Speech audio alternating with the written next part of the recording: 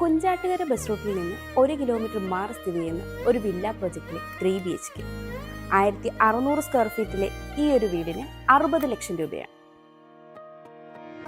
പെണ്ണേ കണ്ണിൻ തുമ്പത്തെന്തേ എന്തോ തേടിപ്പോകുന്നെന്തേ ഉള്ളം താനെ പാടുന്നെന്തേ മെല്ലെ മെല്ലെ മൂളുന്നെന്തേ മൃദുലമാധരവും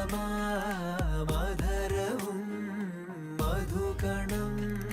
കരുതിയോ ചിറകിലായുയരുവൻ